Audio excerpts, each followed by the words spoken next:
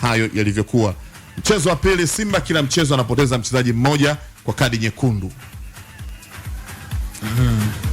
Inawezekana umakini ni mdogo au wachezaji kujiangalia kwamba mimi nipo kwenye nyakati gani na nini nifanye, sababu kadi nyekundu iliyopita ilikuwa yellow kadi ya pili mfano. Yes. Leo ilikuwa mchezaji anampiga mchezaji mwenzie kiwiko, kosa ambao unajua kabisa kwamba kifuatacho ni kadi nyekundu. Kadi nyekundu. Nani ni umakini ambao wanapaswa kuongeza. Sio tu kwa wachezaji wa Simba, wachezaji wote. Kwamba inawezekana sisi watazamaji tulikuwa tunanufaika na bado tutaendelea kunufaika na replays za matukio ndani ya uwanja. Lakini kwa hivi sasa ameongezeka mtu mwingine. Naye ni referee. Kwamba naye ana nafasi ya kuangalia tukio kwa mara nyingine na maamuzi akafanya maamuzi. Sisi maamuzi yetu mara nyingi ni kulalamika, lakini yeye anayo maamuzi ya moja kwa moja. Inawezekana hii pia ikawa ni somo la kujifunza kwa Simba wenyewe, kwa sababu inafikirisha mechi mbili za mwanzo kadi nyekundu mbili, matukio ambayo yangeweza kuepukika. Tukio la Duchu lingeweza kuepukika dhidi ya Kagera Sugar. Tukio la Ibrahim Jabal lingeweza kuepukika pia kwa kuangalia mazingira ya tukio lenyewe. Kwamba kulikuwa hakuna hatari yoyote ya Pamba kuwa katika eneo zuri la kuweza kuwafunga Simba. Lilikuwa katika eneo la kawaida ambalo halikuhitaji Ibrahim Jabal afanye retaliation. Sure. Kabisa, hata kama amechezewa na ala kuchezewa madhambi. Kwa hiyo kwangu mimi ilikuwa ni lawama ya moja kwa moja kwa Ibrahim Jabal. Kwamba amegharimu timu ambayo imecheza muda mrefu pungufu pasipo kuwepo yeye uwanjani kwa tukio ambalo angeweza kudhibiti hasira zake kwa kuangalia pia mambo yameongezeka na hasa teknolojia ya kumsaidia mwamuzi kufanya maamuzi sahihi. Kwa Simba ni kujifunza na kuona namna gani ambavyo wachezaji waambie bwana, sasa hivi maisha yamebadilika msimu huu. Sio yale ya yena ile ya sasa hivi haipo tena. Kama hipo basi inawezekana kwa utashi wa mwamuzi doze. Lakini pia hata kwa wachezaji wa timu nyingine pia kubadilisha mentality. Yaani ule uoya beki asifiwi, si mimi utajambia nini? Nyakati hizi utaigharimu timu yako na utakuwa muhanga wewe mwenyewe, sababu watu wanarudia tukio baada hapo unaigharimu timu wanaona wewe una faida na timu katika baadhi ya mazingira ambayo wakaepuka hasira zake. Lakini nadhani tuna kwenye hili nadhani tunawapa excuse kwa wachezaji wa Simba kwa moja ama nyingine kwa kila ambacho umekigusia. Mimi nadhani changamoto kubwa ni ukomavu.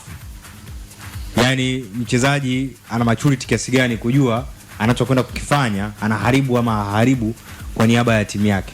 Kwa sababu Duchu japokuwa amecheza muda mrefu bado ni kijana mdogo kwa level ya umri, japokuwa inawezekana ikaja na debate. Lakini pia Ibrahim ana miaka 23.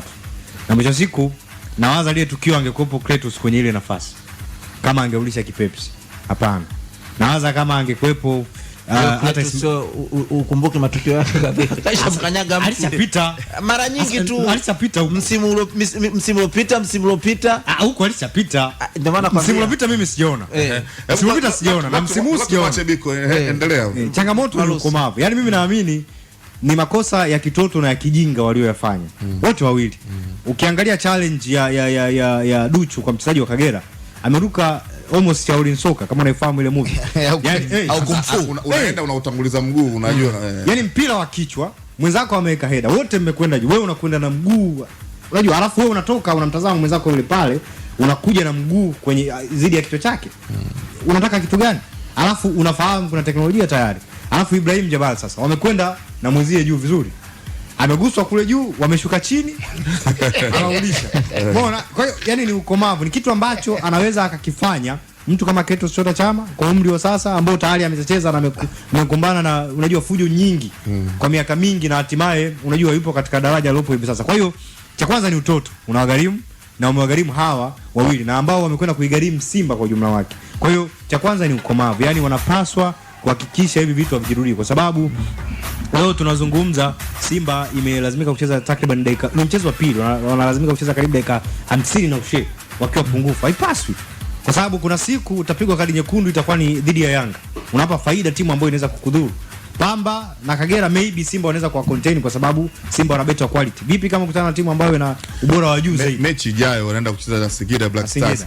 Apigwe mmoja umeme, ziwe bado dakika kama zile 50. So anataka kuwaonyesha kwa nini nyinyi mlinyima nafasi na watamjua. So mwenyewe adili na watu wawili peke yake. Simba anakuwa wako Dosko anataka kuwaonyesha nilikuja kwenu mkaniwekea mizengwe, sasa leo mimi nataka kuwaonyesha nani. Alafu unakwenda mko pungufu mtu kwa kadi nyekundu kama zile. Alex, mimi nimeona tofauti. Unajua baada ya hizi eka za Simba za aswa za uongozi, mwekezaji, sijui nini.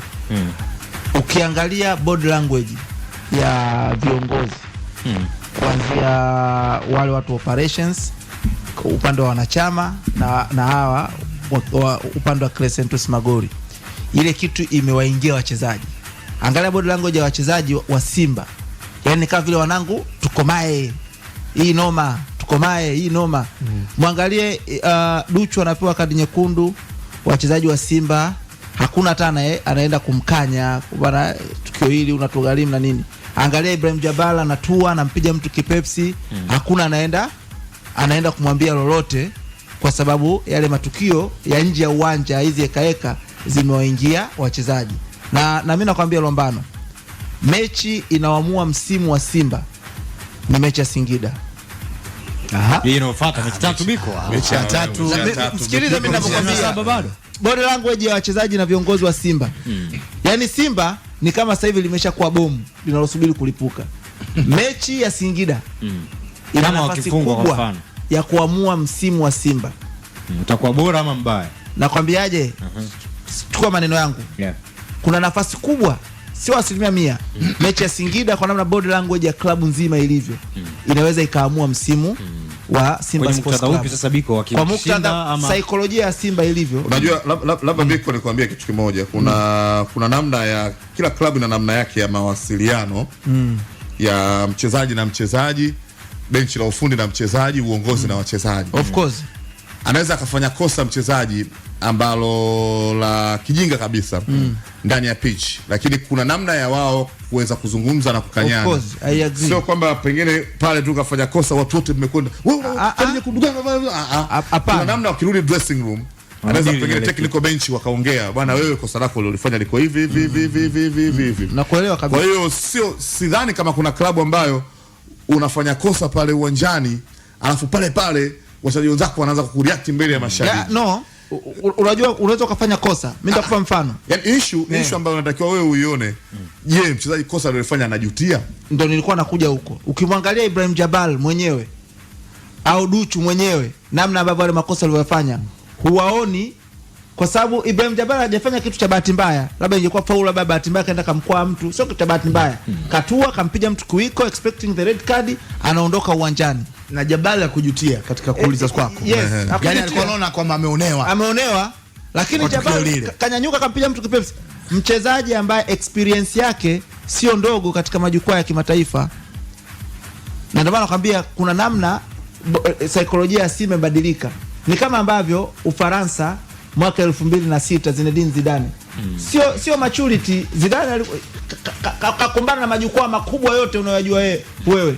Zidane anamtandika kichwa Marco Materazzi. Sio level maturity, ni level namna ambavyo mzigo mtu anaubeba. Unaweza kuhimili vipi? Yes, nyakati. Zile nyakati za watu mtu kwa mfano kama wale walikuwa wanajua kwamba wa Italiano Zidane ni muhimili wa Ufaransa. Tukimprovoke akiwa huyu nje ya hii timu, kwa sisi tutapumua.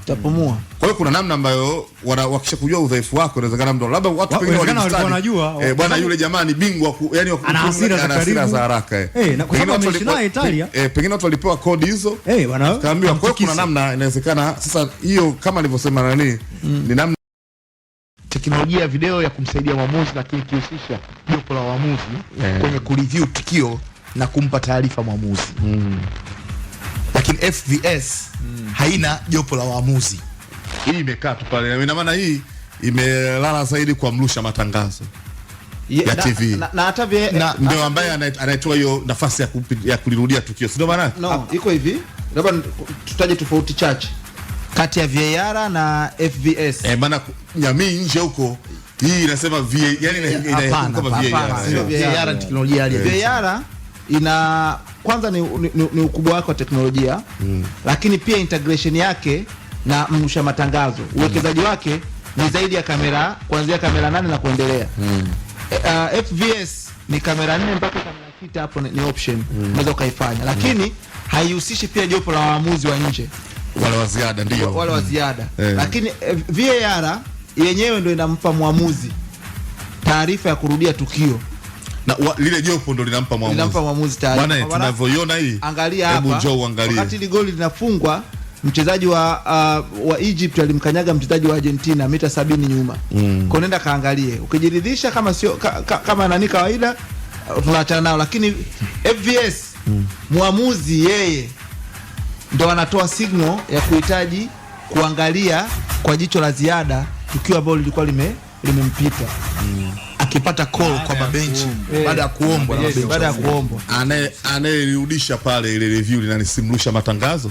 Yes, mrusha matangazo ndo anapokwenda pale, bwana, tukio hili. Kwa hiyo siku kamera mrusha matangazo isipo nasa tukio au ikinasa vibaya, mtihani mwingine. Na kumbuka mabenchi ya ufundi ndo yanaomba.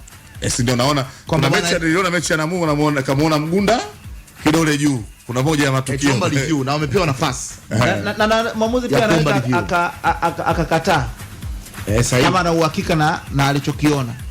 Hii FVS mwamuzi anaweza akakataa. Kwa hiyo hiyo nafasi ya kukataa ipo, kwa sababu FVS ni mwamuzi. Unajua VAR na FVS katika namna ya mwamuzi, katika ubinadamu wa mwamuzi, bado mwamuzi anaachiwa nafasi yake ya kuamua. Of course mwamuzi anabaki kama pale yeye ndio mwenye maamuzi. Kwa mwamuzi akijiamini katika tukio aliloamua, kwa mfano goli la kwanza la Simba kupitia Chama, watu walishanyosha vidole na mikono, si ilikuwa juu, hata wale mabeki wa Pamba wote karibu, lakini line alikuwa karibu, akaona kwamba goalkeeper akuguswa, na mwamuzi naye aliona goalkeeper akuguswa, ngoma yena. Maamuzi sahihi ambayo nilikuwa nimeyapenda pia. Kwa hiyo FVS pia uwekezaji wake sio mkubwa kama ambavyo VAR uwekezaji wake mkubwa, kwa sababu FVS kwa viwanja vyetu inaweza ikafanya kazi, na ni taifa la kwanza barani Afrika kutumia teknolojia. Haisi kwetu tu sio of course ni teknolojia ya FIFA kwa ajili ya kufanya kazi katika mazingira hasa Sub-Sahara, ambao waliona kwamba wakileta huku wanaweza tukapata pa kuanzia kupunguza makosa ya waamuzi, kwa sababu viwanja vyetu vingi havijaunganishwa na mfumo rasmi wa PA. Yani ile review mwamuzi anaitamka, kuna baadhi ya viwanja vya accommodate kuwa na hiyo sauti akiongea, yani hakuna hiyo ambayo hakuna saundi, yani hana mawasiliano yeye mwamuzi na mashabiki. Ile ni kwa ajili ya kueleza mashabiki kwamba after review vingine hakuna hiyo kitu. Hakuna. Na viwanja ambavyo vinavyo saundi ya uhakika kabisa ni uwanja wa Amani Complex, so far so good. Viwanja vingine havina huo mfumo moja kwa moja. Saundi bado tunachukua maspika kutoka Luambano Sound yanafungwa pale, tunafunga pale PA ile ya kawaida. Baada ya hapo kwa kuanzia sio mbaya, Luambano anapakia na kilikuu chake anaondoka. Sio basi, bado mashabiki wajue kwa nini ameamua hivyo. Ila pia ina viwanja vyetu mechanism ya kamera kupata engo sahihi vinaruhusu. Hapana. Sasa hapo ni broadcaster. Sio broadcaster. Yani kile kiwanja kinaruhusu broadcaster akaweka kamera kupata engo zilizo sahihi. Wote wawili kwa viwanja na taba broadcaster pia. Lakini mfano nilikuwa naangalia hapa tukio la mchezo wa Kagera pamoja na nani? Singida. Kuna mchezaji kapigwa kiwiko hapa. Lakini mwamuzi hatajisumbua. Sasa inawezekana alipiga kiwiko alikuwa kafa. Maana yeye ndo atakuwa ndo mjadala, yeye ndo alikuwa mjadala, nimepigwa kiwiko. Mjadala tunaomba review. Yaani kwamba mjadala ndo hapo unakuja utofauti. Basi tupo kwenye utofauti. Uwekezaji wa VAR, angles za kuona matukio ni nyingi.